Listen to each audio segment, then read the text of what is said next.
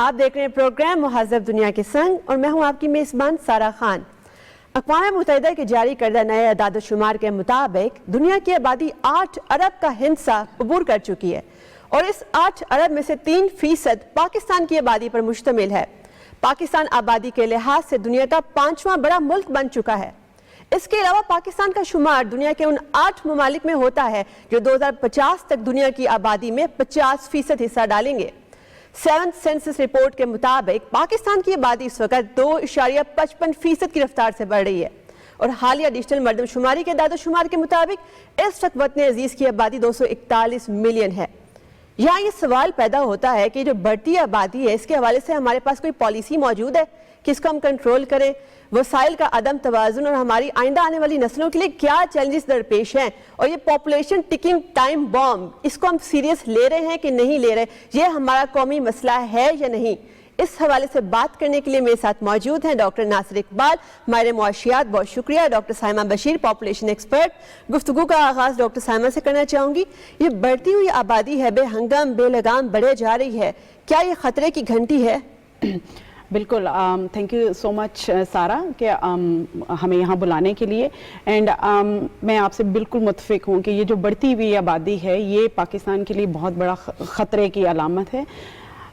صرف آبادی بڑھنا ہی نہیں، لیکن ہمیں یہ بھی دیکھنا ہے کہ آبادی جس رفتار سے بڑھ رہی ہے کیا ہمارے وسائل اس کو سپورٹ کرنے کے لیے اویلیبل ہیں؟ کیا ہماری آبادی کی جو صحت ہے یا ایجوکیشن ہے اس کی جو کوالٹی ہے وہ کیسی ہے؟ کیا یہ ہمارے لیے آگے پروڈکٹیو ہو سکے گی، ہماری معیشت میں پروڈکٹیو رول پلے کر پائے گی یا نہیں؟ تو یہ جب ہم ساری چیزیں یہ دیکھتے ہیں تو ہم یہ دیکھتے ہیں کہ اتنی بڑی آبادی کے ساتھ ہماری 40% جو آبادی ہے وہ غربت کی لکیر سے نیچے زندگی گزارنے پہ مجبور ہے۔ ان کے پاس جو زندگی کی بیسک ضروریات ہوتی ہیں ان کی بہت زیادہ کمی ہے۔ اس میں سے آپ کے پاس جو 20 ملین کے قریب بچے ہیں وہ سکول نہیں جا رہے، جو سکول جانے کی عمر کے ہیں وہ سکول میں نہیں ہیں، وہ گھروں میں ہیں۔ تو جب ہم ان سارے انڈیکیٹرز کو دیکھتے ہیں تو پھر ہمیں لگتا ہے کہ نہیں یہ وہ ٹائم ہے، بلکہ ہمیں اس سے بہت پہلے اپنی آبادی کی مینجمنٹ کے بارے میں بات شروع کرنی چاہیے تھی، اور بات کے علاوہ ہمیں عملی اقدامات کرنے چاہیے ہیں۔ ڈاکٹر ناصر اقبال سے پوچھیں گے کہ دوسرے ممالک کے مقابلے میں پاکستان میں آبادی بڑھنے کی شرح بہت زیادہ ہے، تو آپ کیا سمجھتے ہیں آبادی کنٹرول نہ ہونے کے بنیادی فیکٹرز کیا ہیں؟ دیکھیں، جب ہم اپنے ہمسایہ ممالک کو دیکھتے ہیں، اسپیشلی آپ بنگلہ دیش کو دیکھ لیں تو وہ آپ کے آلموسٹ سملر اس کا سٹرکچر ہے، تو اس کی آبادی کو دیکھ لیں، اس میں پاپولیشن گروتھ کی شرح تقریباً 1.6 1.5 ہے، جبکہ ابھی آپ نے اپنے انٹروڈکشن میں بتایا کہ پاکستان کی جو پاپولیشن ہے وہ تقریباً 2.5 2.6 سے گرو کر رہی ہے۔ دا کویسچن، کیا ہم نے پچھلے 7 دہائیوں میں کیا پاپولیشنز کو اپنی اکنامک پالیسی کا حصہ بنایا؟ کیا ہم نے کبھی یہ سوچنے کی کوشش کی کہ جو پاپولیشن گروتھ اتنا تیزی سے بڑھ رہا ہے اس کو ہم نے مینیج کیسے کرنا ہے، اس کو ہم نے اس کے لیے فیسیلیٹی کیسے کریٹ کرنی ہے؟ ابھی کچھ دن پہلے میں تمام جو اکنامک پلان تھے جو ہم نے 1965 سے بنانا شروع کیے ان کو پڑھ رہا تھا، اور اگر آپ ہر پلان کو اٹھائیں تو اس میں ایک ہی ایشو ڈسکس کیا گیا اپارٹ فرام ادر ایشو کہ ہماری آبادی بڑی تیزی سے بڑھ رہی ہے، لیکن کیا کسی گورنمنٹ نے اس کو اپنی اکنامک پالیسی کا حصہ بنایا؟ کیا اس کو اپنے مینیفیسٹو کا حصہ بنایا؟ کیا اس کے لیے کوئی ہم نے ایمرجنسی نافذ کی؟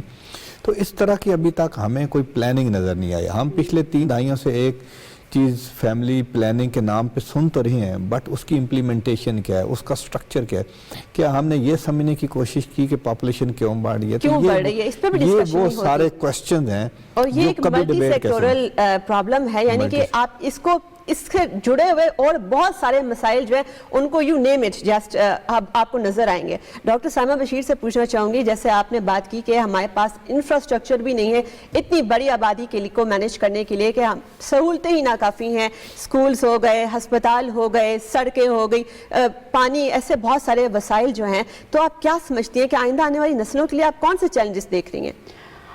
دیکھیں، سب سے میں ڈاکٹر ناصر کی ہی بات کو آگے بڑھانا چاہوں گی کہ अब अगर हम अभी करंटली देखते हैं तो आप देखें कि हमारी जो इस टाइम जो छोटी छोटी चीज़ें हैं, हमें उनको अगर देखें तो फिर हमें पता चलेगा कि हमारे फ्यूचर के जो जनरेशन हैं वो किस तरह के इकोनॉमिक चैलेंजेस को फेस करेंगी।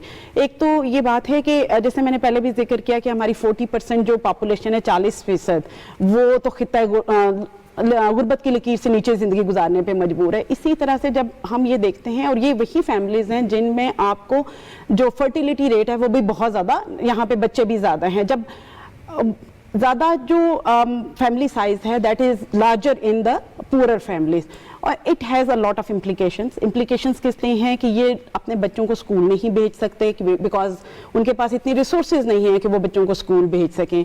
अब ये जो बच्चे हैं ये हेल्थ के ऊपर भी इनकी कंप्रोमाइज़ है। आप देखेंगे पाकिस्तान में 40% से ज़्यादा ऐसे बच्चे हैं जो कि ग़िज़ाई किल्लत का शिकार हैं, और अब ये जो ग़िज़ाई किल्लत है ये ना सिर्फ उनकी जो सर्वाइवल के लिए उसकी इम्प्लीकेशंस हैं, बल्कि इट हैज़ इम्प्लीकेशंस फॉर उनकी ज़हनी और जिस्मानी सलाहियत के लिए।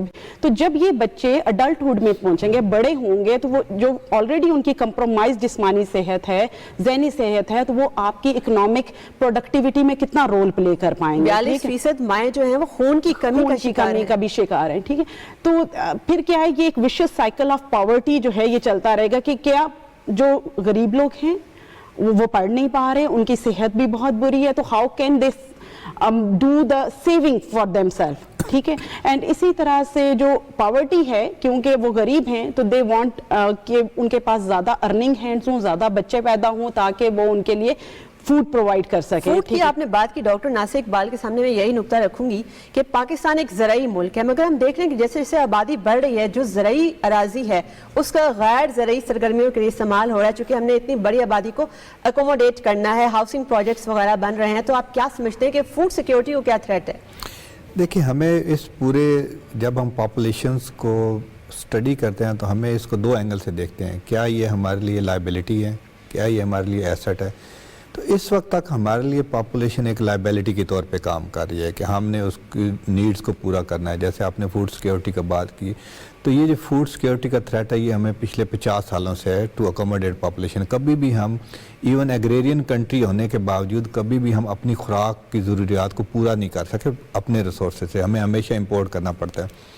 तो जितनी तेज़ी से हमारी पॉपुलेशन बढ़ रही है, हमने अभी तक उसके ऊपर कोई स्ट्रेटजिकली, कोई इकनॉमिकली उसके ऊपर काम नहीं किया। पाइड आई थिंक पाकिस्तान में एक वाहिद अदारा है जिसने काफ़ी अरसे से पॉपुलेशन पे बात भी की है। मिडिल क्लास की हमने बात की, हमने सी सेक्शन की बात की, हमने पॉपुलेशन मैनेजमेंट की बात की। तो ये वो सारे इश्यूज़ हैं जिन पे फोकस करने की ज़रूरत है। आने वाले दिनों में जब आप फूड सिक्योरिटी की बात करती हैं तो ये हमारे लिए बहुत बड़ा चैलेंज होगा। उसकी दो वजूहत, जैसे आपने खुद भी बताया कि एक कि अनप्लैंड किस्म की कंस्ट्रक्शन हो रही है, हमारे पास कोई ऐसा विजन नहीं है। पाइड इस पे काफ़ी अरसे से बात कर रहा है कि हमें हाई राइज बिल्डिंग की तरफ जाना चाहिए, हमें फ्लैट्स को प्रमोट करना चाहिए ताकि कम से कम लैंड का यूज़ हो और एग्रीकल्चर के लिए लैंड अवेलेबल हो।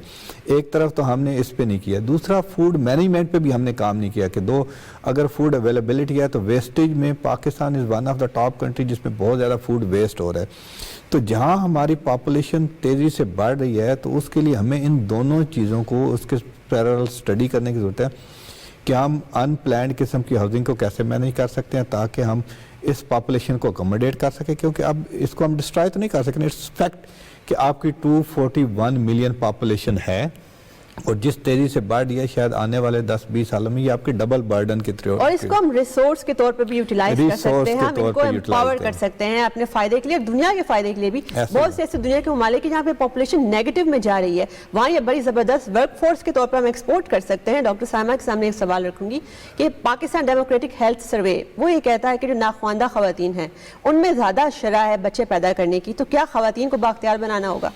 बिल्कुल, अगर हम देखते हैं अपने के ख़वातीन का लेबर फोर्स में पार्टिसिपेशन, तो हम देखते हैं कि हमारी पाकिस्तान में 20% ख़वातीन सिर्फ किसी किस्म का कोई रोज़गार के मौके में काम कर रही हैं, जबकि ये शरह बाकी जो खित्ते के मुल्क हैं उनमें बहुत ज़्यादा है। तो अगर हमने आबादी को मैनेज करना है और तो अगर जैसे डॉक्टर नासिर इकबाल एग्जांपल दे रहे थे बांग्लादेश की, तो हम देखते हैं कि बांग्लादेश ने कैसे अपनी आबादी को, इतनी बड़ी आबादी को मैनेज किया। उसमें दो चीज़ें बहुत इंपॉर्टेंट थी।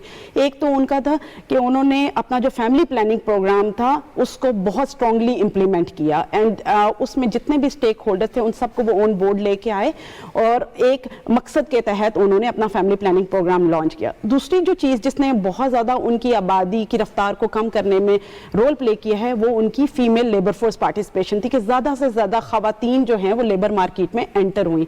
तो दो चीज़ें अगर हमें भी पाकिस्तान, क्योंकि जब तक एक खातून के पास उसकी अपॉर्चुनिटी कॉस्ट के वो ज़्यादा बच्चे पैदा करे और वो उसको कॉस्ट करें, जब तक वो नहीं बढ़ेगी वो रेगुलेट नहीं कर पाएगी अपना फर्टिलिटी बिहेवियर। तो पाकिस्तान में लेकिन जब हम स्टैटिस्टिक्स देखते हैं तो सिर्फ 20% खवातीन काम कर रही हैं, और उन 20% के अंदर भी जो हम देखते हैं तो 57% जो हैं वो अनपेड फैमिली वर्कर्स के तौर पे या अनपेड वर्कर्स के तौर पे काम कर रही है। अच्छा, इसमें वर्कर्स के तौर की जो आपने बात की कि एक ये भी बहुत बड़ा फैक्टर होता है कि लोग ये समझते हैं जितने बच्चे पैदा किए जाएंगे उतनी वो लेबर फोर्स में और खानदान की इनकम बढ़ाएंगे। इस पर भी बात करेंगे छोटी सी ब्रेक के बाद।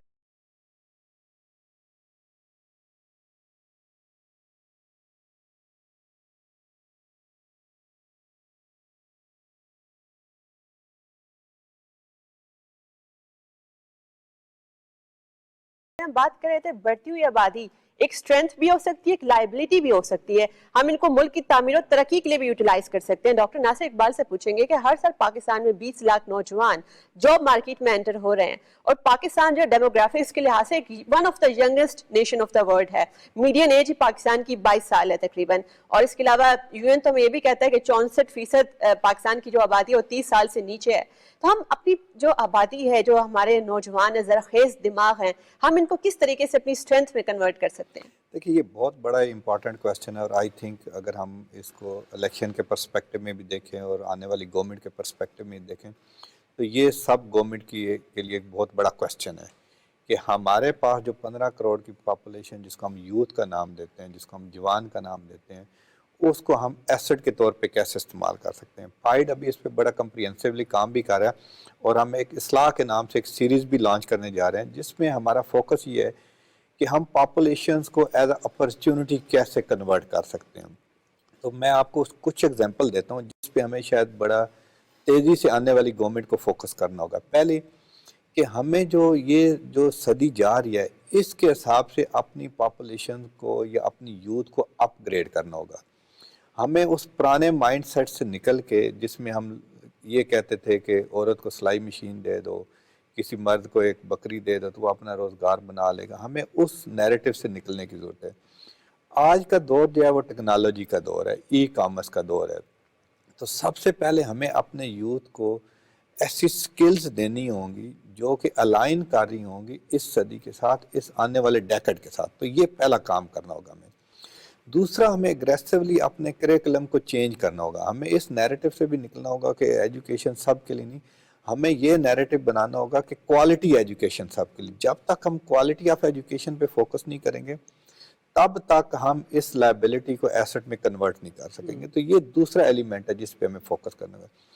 तीसरा एलिमेंट, जब हम प्रोडक्टिविटी की बात करते हैं, जब हम बाकी मुल्कों के साथ अपनी लेबर फोर्स को कंपेयर करते हैं, जो आपने अपने इंट्रो में भी कहा कि यूरोप में आने वाले दिनों में लेबर की शॉर्टेज